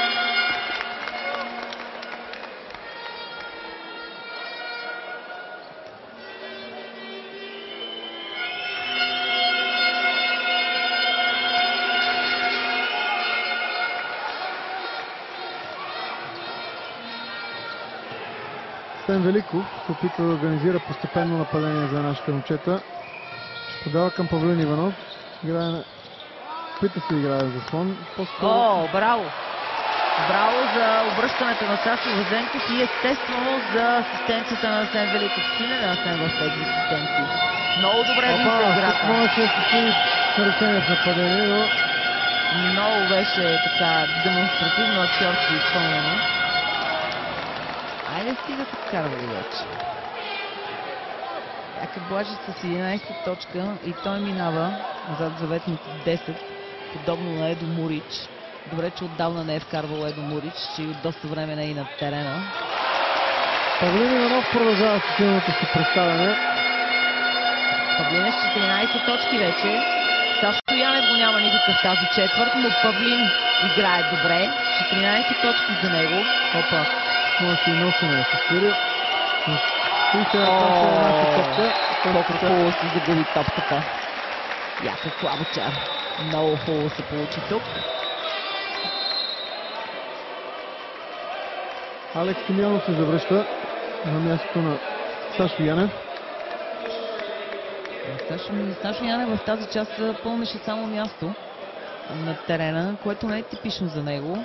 Той също е разочарован явно от играта си. Не иска да седне на пейката, остана в страни, да се съвземе малко. Последна минута на тази част, уважаеми зрители. Асен Великов с топката. Христо Захариев получава. Отвориха му коридор да играе в дясно, а той се отказа. Зона за словенците. Това беше грубо. Това беше много грубо. В бонуса са и двата състава, така че ще бъдат 2 наказателни удара. Ален Омнич, опитвайки се да затвори крайната линия. Вижте. Това си беше си бодичек. Абсолютен бодичек. Станислав Ваклинов и Чевдар Костов. На място на Алекс Симеонов и Павлин Иванов. В последните 35 секунди на тази четвърт. Ваклинов влиза, за да играе в защита срещу Ален Омич.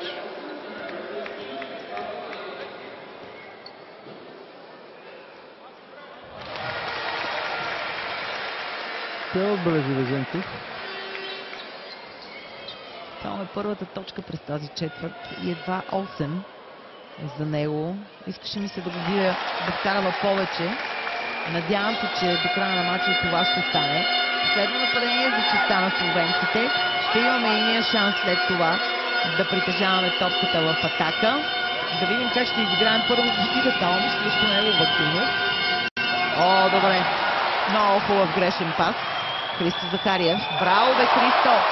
Извинявайте, ако на моменти ви изглеждам като запалянка, но няма как да е иначе, защото играе българския национален отбор. И естествено, нашите са добрите, другите са лоши, колкото и да са качествени, да са невероятни. Забрави топката. Клобука. Не. Добре. 55 на 59. Симо, имаме шансове да обърнем Словения. Поне много ни се иска.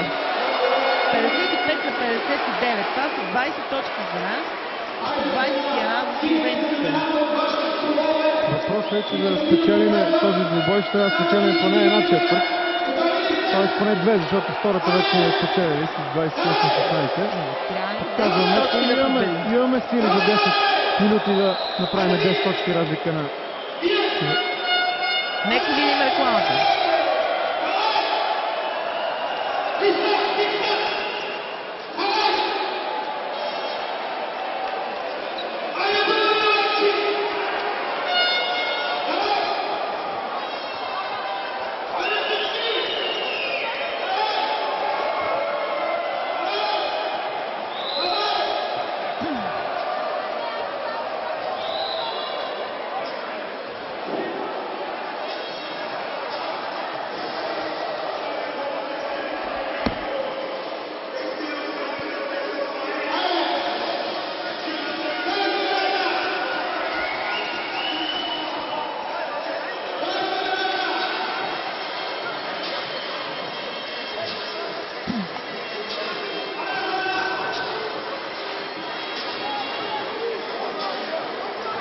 ...55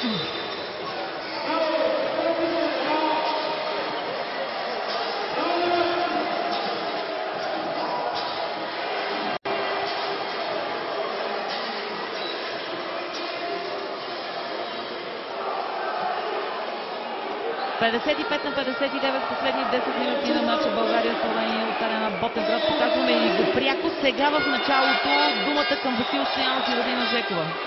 Господин Стоянов, ще повярвате ли нашите момчета, че могат да вземат тази победа след толкова близо?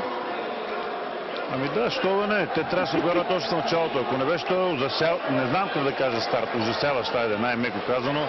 И то само от страх, аз не виждам от какво друго. Да речеме Словения са фаворит.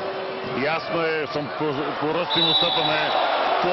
Да не говорим по самочувствие, на което те играят вече толкова време. Първата част изглеждаше катастрофално за мен поне, но се надявах, че нашите момчета се отпуснат, както и станат. Те няма какво да губят срещу Словения, така или иначе за фаворит. Имат играчи в NBA, ръстово ни превъзхождат и, както казах, най-вече по самочувствие. Това се пролича още на загрявката. Но няма какво да губим, така или иначе. И да ни победят, какво от това? По-страшно ще е там, да речеме на матча Словения. Но тук в България все пак играем пред наша публика, която също не вярваш, че може така да стане матча. Вярваш, така или иначе, те няма какво да губят момчетата. Стараят се най-важното да настъпят на стила на Словения, което е тази трудна на момента игра, да не ни пресупат.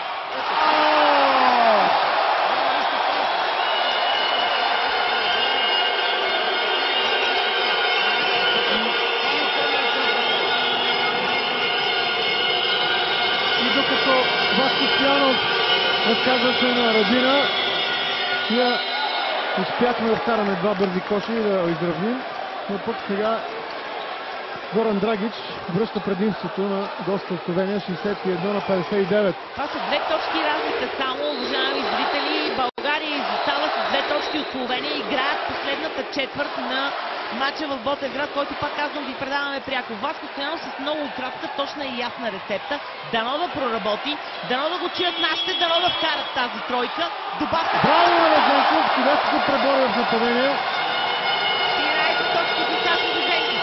Той чертар колко вкара първия си код преди малко в матча. Ако се разиграва Сашо Везенков, чертар колко Лило вече го отписа, защото много не правда очакванията ни в третата четвърт и в втората такава.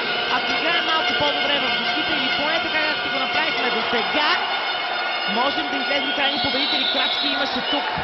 Крачки имаше преди този пас при овладяването на топката. Не реагираха съдиите. Ще им го пиша в графата и те са хора, но следващото прегрешение няма толкова лесно да им простят. Вижте го сега. Видяхте ли ги крачки? Може да има, обаче при толкова агресивно засилвана страна защитника с умисъл да фаулира по-високия. Това беше по-фактум. Крачките бяха горе на фала, преди да има асистенция надолу. Там имаше крачки, там трябваше да спре играта. Аз не говоря изобщо за подкошието. Нали ти пуснаха хората да видиш повторение в кино? Защо не гледаш? От наша топка. Точно застъпен, гледам в теб. Топка. Застъпен съм от твоя очарователна красота. 61 на 61. Това е първото равенство в матча. Нашите са на път да поведат за първи път в този двубой. Изключително ще съм щастлива, ако излезат и крайни победители, естествено. Фаул. Трябва да внимава, защото... беше тактически. Да, но... Първо нарушение за Чавдар. Има Магдан да прави фаулове. Ще влезем в бонус, естествено, по някое време. Но... Така, Асен е с 3 нарушения, Алекс Симеонов е с 3 фаула, както и Александър Янев също е с 3 фаула. Това са проблемите в този показател. Драгич не е само на тройката, моля ви се. 9-та точка за Горан Драгич, 3 преднина за словенците. Асен Великов трябва да застане горе. Асен да подреди съотборниците си и да направят нещо, с което максимално да противодействат на словенците, защото, както вече неведнъж стана дума, нашите са с изключително изоставане в ръста и малко самочувствие, наистина, както каза и Васко преди малко. Ако им се случи, ще бъде по-добре. Христо Захариев, Асен Великов, Сашо Янев направи там заслон, закъсня, Асен не го видя, че вдара сам на тройката, къса стрелба пак, борбата пак не е за нас. И Драгич, Христо Янев го фаулира. Опита се да изхитрува Горан Драгич. Захариев, извинявайте. След като беше в момента, в който беше фаулиран, той усещаше, че бъде фаулиран, да изстреля топката от 12 метра, с надеждата да му бъдат отсъдени 3 наказателни игри, но и съдиите не са от вчера. Сега ще ти проличи истинската класа на отбора на Словения, защото едно е да играеш при 15-20 точки разлика, освободен, спокойно самочувствие, друго е когато матчът е напечен и върви кош за кош.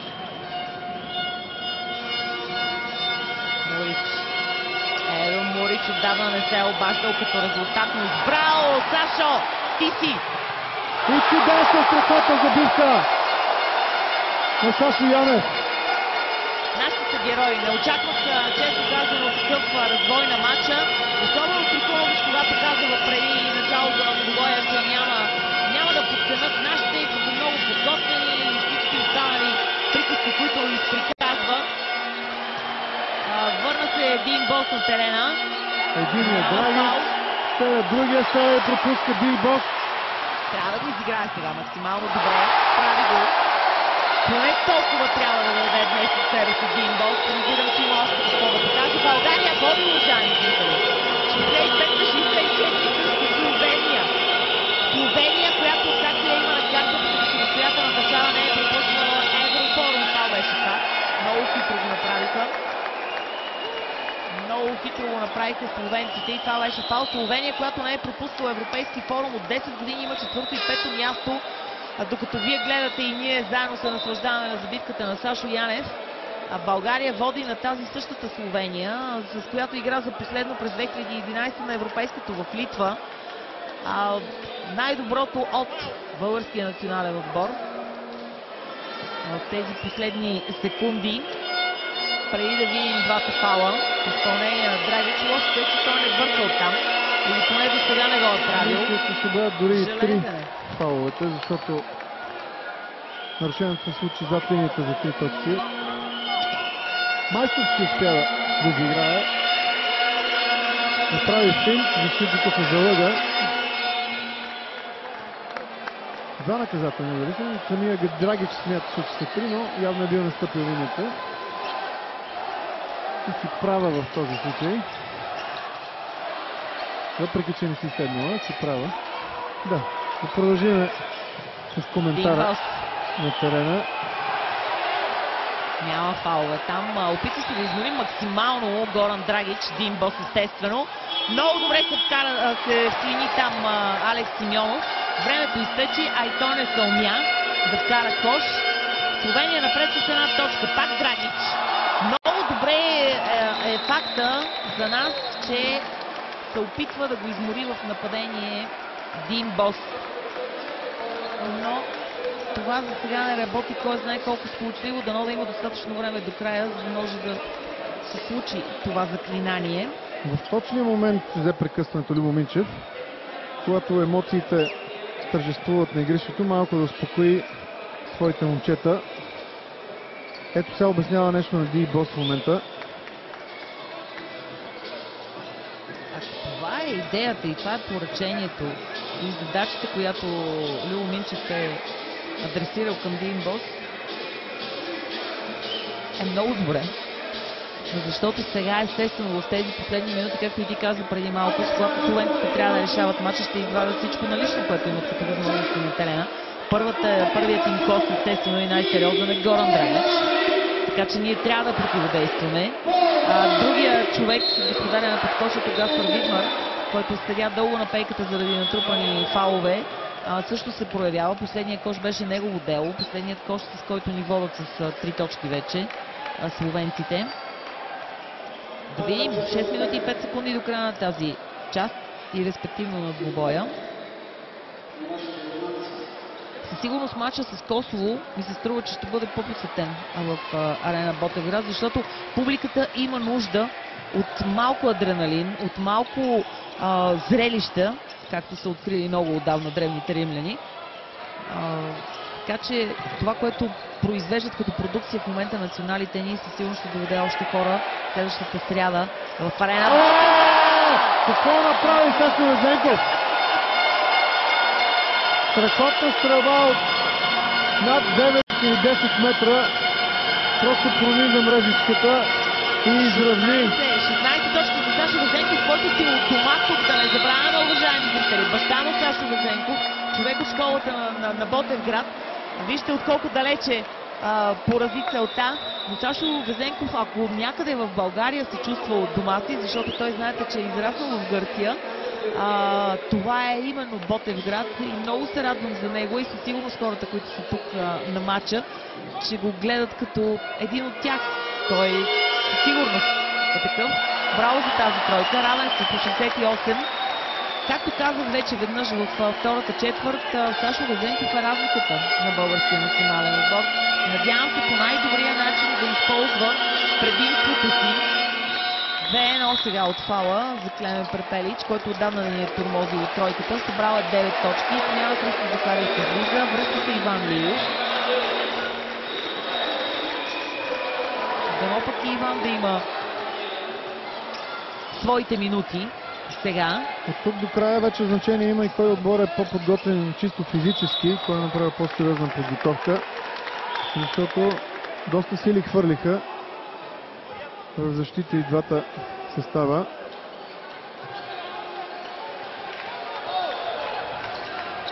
Също една телевизионна звезда от ефира на БНТ, сериал под прикритие. Иван Лилов пропуска, за съжаление. Това беше каузата, но не, без фал. Това беше каузата на Иван да стреля от тройката, естествено. Видмар се опита да щупи коша с тази зверска забивка. Човек сега ще видим на повторение. 12 точки за Гаспар Видмар. Предупредих, алармирах преди малко, че то е второто страшилище, острие на гостите. Драгич почива там някъде в защита. Дайте топката на Бос да уморява Драгич. Сашо Везенков, къса стрелба. Не можа да стигне до борбата. Двама човека са в защита от нашите. Ще има пробойна в стрелбата, но пак Видмар печели топката там. Нарушение. Чисто физически нямаме нито един състезател, който може да се противопостави на ръста и килограмите на Гаспар Видмар.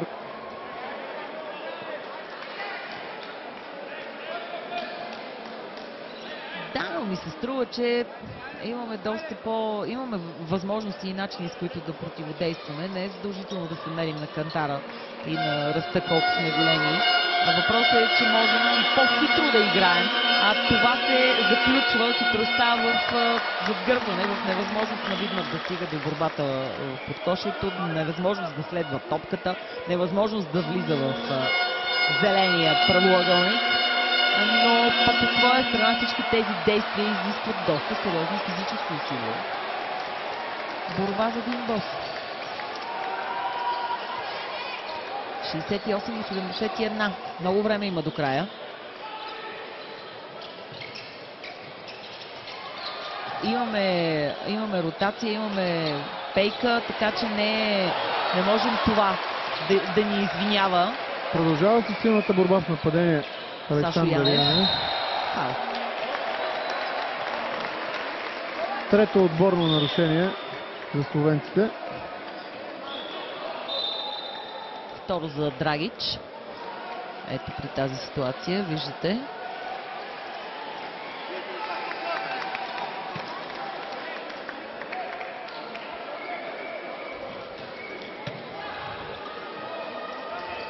Трябва да отбележиме кош. Зависимо ли са две точки или тройка. Павлин Иванов към Дуинбос. Фаул! Трети фаул на Горан Драгич. Е това. И четвърто отборно, което е добре за нас. Следващото вече ще се изпълнява. Добре е, между другото, че няма и ден Горан Драгич. Той е на средно 20 точки в Майами Хит на матч. Тук едва с 11. Това естествено е добре за нас. Дуинбос. Искаше фаул, нямаше такъв. Шанс за бърза атака. Нарушение на Иван Лилов. Бутна го в гърба. Едо Мурич. Отдавна го нямаше Едо Мурич. Някъде от средата на втората част. Дори от тук се вижда как го подпря Иван Лилов в гърба. Кош и един наказателен удар за Едо Мурич. 5 точки е предината на словенците. 19 точки за Мурич.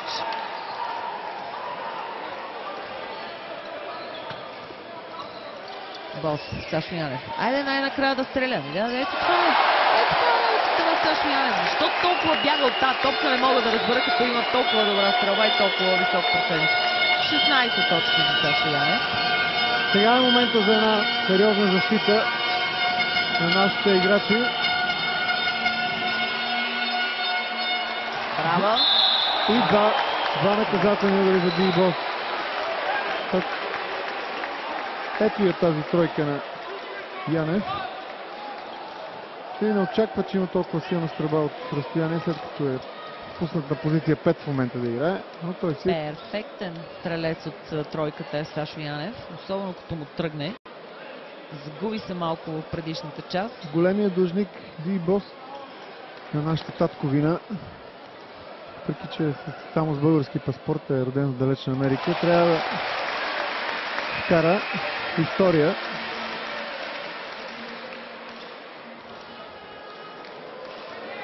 Панорама на аудиторията в Арена Ботевград. 2-2 за Босо Фала, 6 точки само за него. Повечето от тези, които вкара в Украйна преди 3 дни, тогава завърши с 4. Без нарушение сега стигнаха словенците до предно поле. 15 секунди им остават да организират атака. С точка преднина за гостите. Драгич, естествено. Кой друг, ако не е Драгич? Мурич. Трябваше някой да се пребори там. Толкова важен момент, не може да оставиш Драгич. Толкова някой е един Бос, който му е персонален пазител. Сашо Янев, Иван Лилов. Трябва да играе 1-1 срещу Видмър. Успява с пробива си. Една точка е разликата. Само 2 минути и 15 секунди до края на тази среща. Горан Драгич. Фаулиране. Ще изпълни 2 наказателни удара. Сашо Иван Лилов с едва първия си кош. Последните не мога да ги сметна, защото той вкара един кош и една тройка в началото на матча. Сега сме вече в края, когато отново се разписва.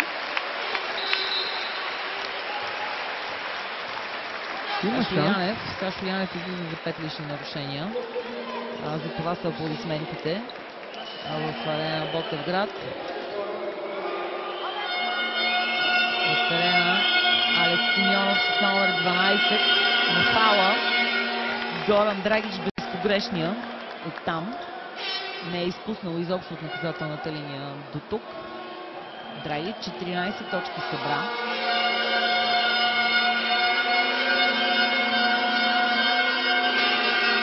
Словения напред с 3. 2 минути и 8 секунди до края на този матч. 78 на 75. Атака за България. Асен Великов. Алекс Симеонов. Алекс също може да играе 1-1 срещу Видмър. Павлин. Сашо Гозенков. Дали сега е звездния момент на Асен Великов? Пропусна, за съжаление, но надежда и шанс има за нашите национали. Все още просто трябва да играят стабилно защита и да не допускат кош сега. Това беше грозно направо. Толкова красиво, че чак грозно. Моля Емил Минков да ни го покаже пак. Емил Минков е нашия режисьор, уважаеми зрители. Това е нещо, което няма нужда от коментар. Вижте атаката, вижте смяната на топката, на водещата ръка и вижте завършването. Гледайте.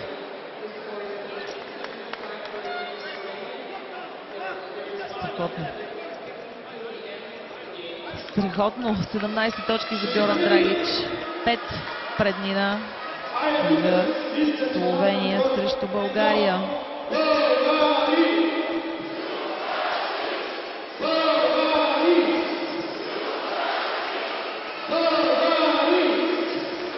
Сега трябва да се обади публиката. Сега трябва да има малко подкрепа наистина.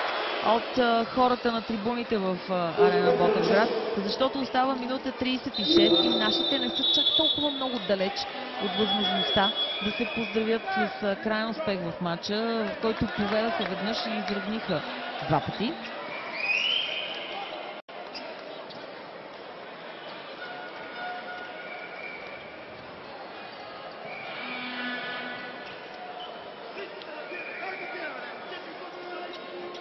Сега трябва да организираме хубаво нападение, което да бъде завършено с кош, за да може да имаме все пак шанс. Ди Бос, големия длъжник на отбора, към Иван Лилов. Везенков ще стреля от тройката, разбира се, и ще вкара! Намаляват разликата на само 2 точки, минута и 22 секунди преди края.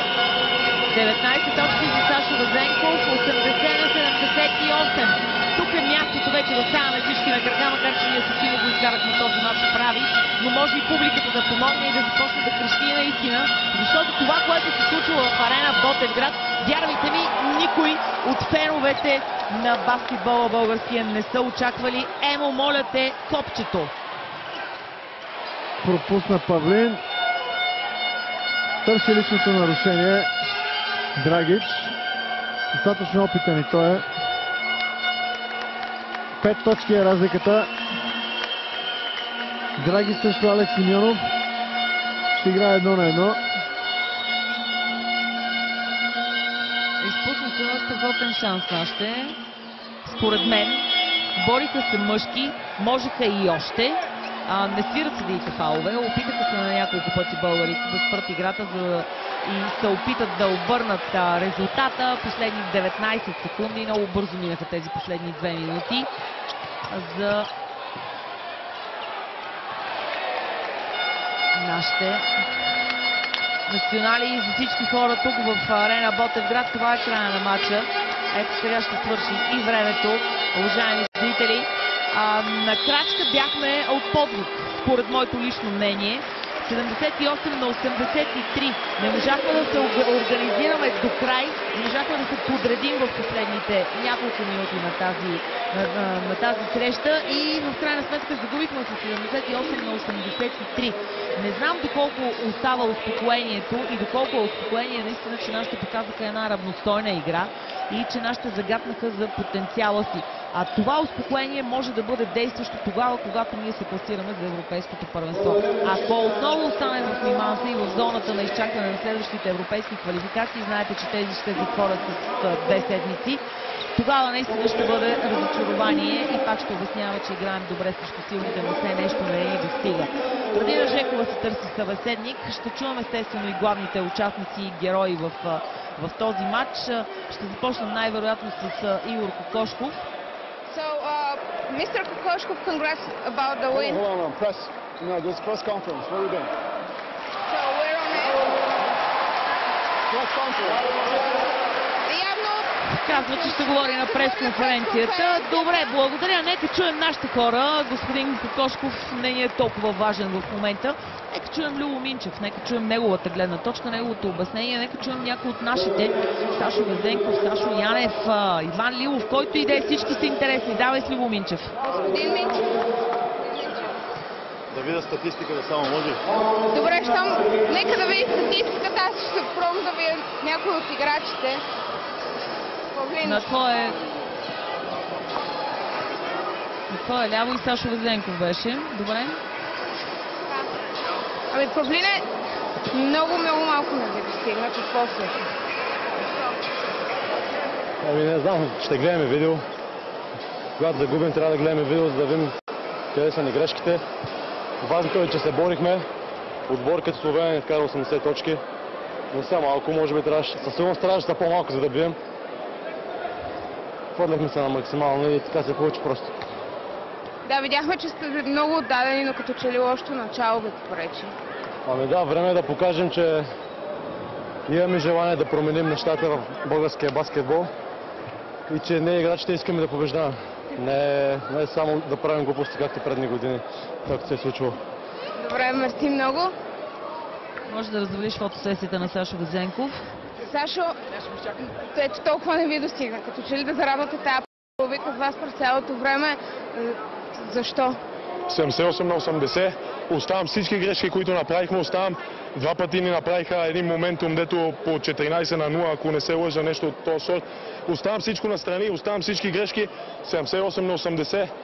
Препелич карва една тройка, дето решава матча. За съжаление, ако не беше я вкарал, можеше да говорим за друг матч, но това е баскетбола. Играхме срещу отбор, дето не търся оправдание, но играхме срещу отбор 25 милиона. А нашите момчета, да не кажа половината, нямат отбор. Направо това много не мога, нямам думи за тези момчета, които толкова много се бориха.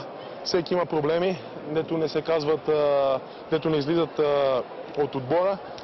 Но с тази игра мисля, че в близките години имаме едно бъдеще много добро. Трябва да кажа, че всички много ни зарадвахте и сме горди от това, което показахте. Наистина много мъжко поведение. Не знам за другите момчета, аз мисля, че дах, освен първата част, останалите 3 части, всичко от себе си. И мисля, че и другите момчета го направиха и за малко да направим една изненада. За съжаление, в нашия спорт резултатът е този, който има значение. Имаме само 3 дена, този матч вече е история и трябва да мислим за Косово и после за отбора на Украина. Идва Косово и тях надяваме се, че ще го посрещнете по този начин.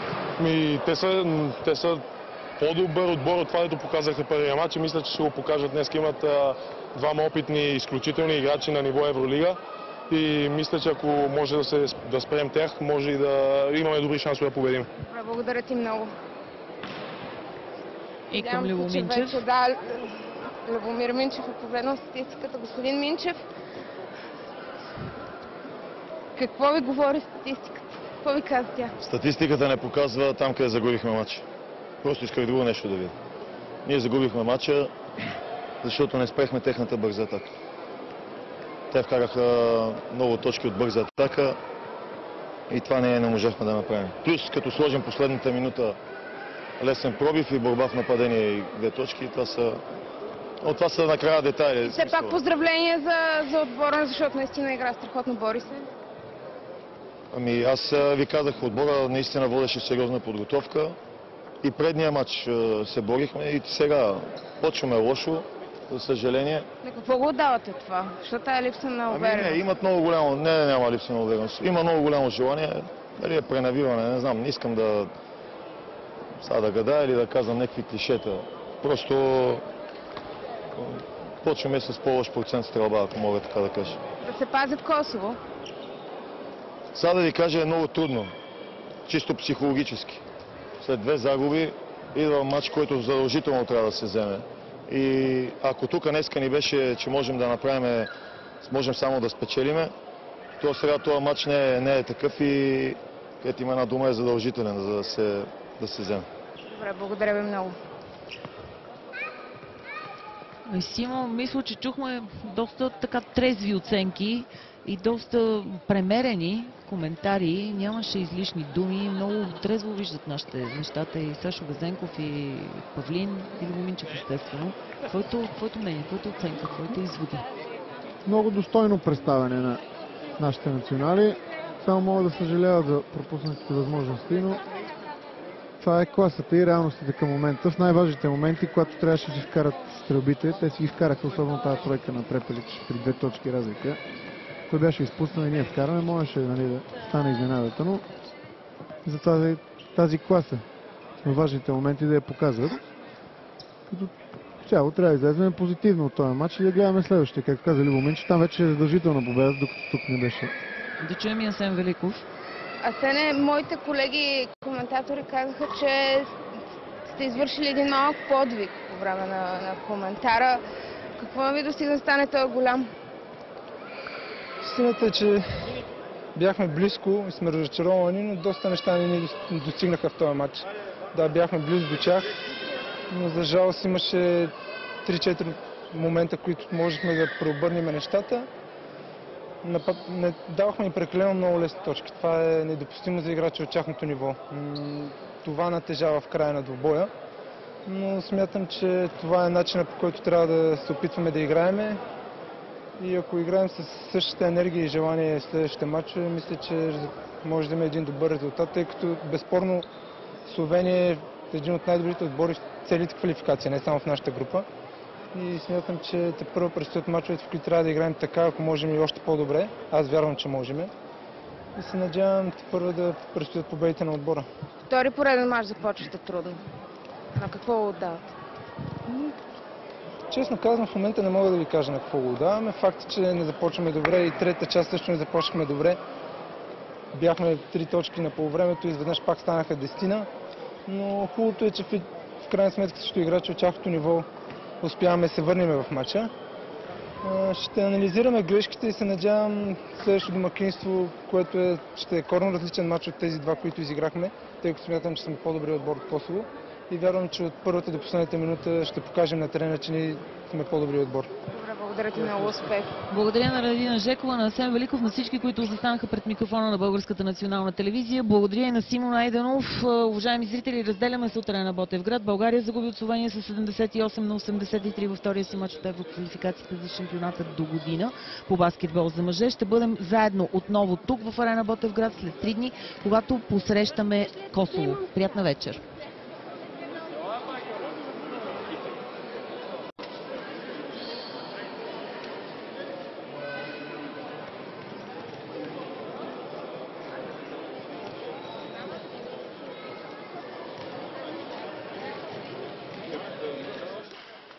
Къде сме вънка, бе? Извън ефир, ясно. Има ли трасе още? Трябва да предам.